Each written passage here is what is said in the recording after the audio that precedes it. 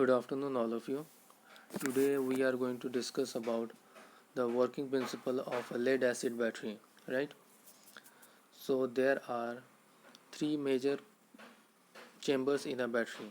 The first one is the positive plate, then the second one is the negative plate, and both are immersed within an electrolyte, right? So let us consider the battery is in charge condition.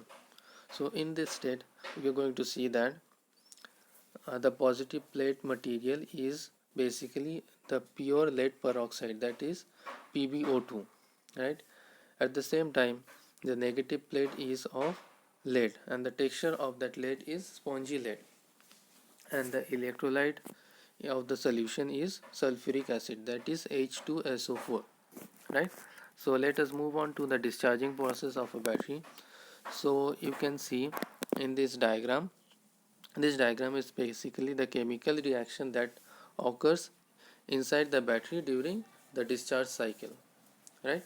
So in the diagram you see that there is a bulb which is connected in series connection within the battery terminals, right? The bulb is used because if the bulb glows, it ensures us that the bulb is utilizing the electrical energy from the battery, which will generally discharge the battery as longer the bulb glows, right? So see one thing, the positive plate is of lead oxide PbO2 and the negative plate is lead, that is spongy lead, and the electrolyte here is sulfuric acid. Okay, so you see during the discharging cycle what happens, the molecules breaks apart and against bond gets bonded with another molecule, right? So you see you see in the sulfuric acid what happens, the sulfate breaks apart with the hydrogen molecule and it unites together with the lead molecule and becomes lead sulfate, right? So the positive plate becomes lead sulfate, also the negative plate also becomes lead sulfate, and you see the lead peroxide over there. You see the oxygen molecule unites with the hydrogen molecule and forms water, right? So this is the reaction that takes place during the discharge cycle. So the final reaction becomes the positive plate is lead sulfate, negative plate is lead sulfate, and the electrolyte becomes water, right? So let me discuss the few points on this topic.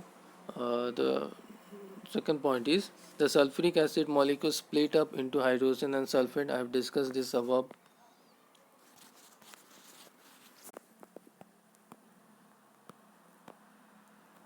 So the next step is charging process of a battery. So to charge a battery we need an external component, that is an alternator.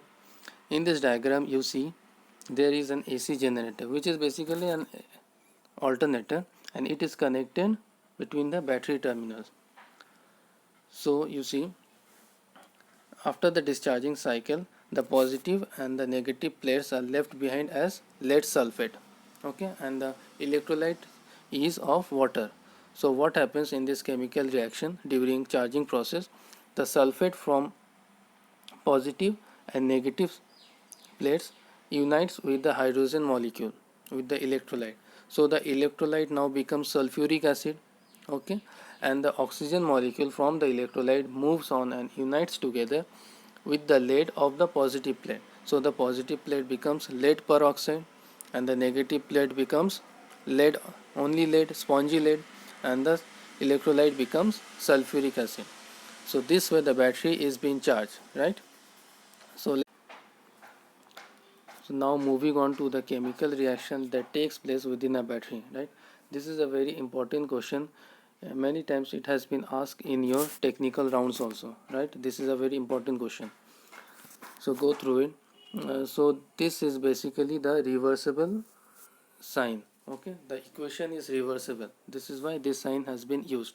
So you see during charge cycle what happens, the positive plate is lead peroxide, the negative plate is spongy lead, and the electrolyte that is used is sulfuric acid, right? So during the discharge process, what happens? After the chemical reaction, it the positive plates becomes lead sulfate, the negative plate also becomes lead sulfate, and the electrolyte becomes water, right? So this is the balanced equation of a battery, right?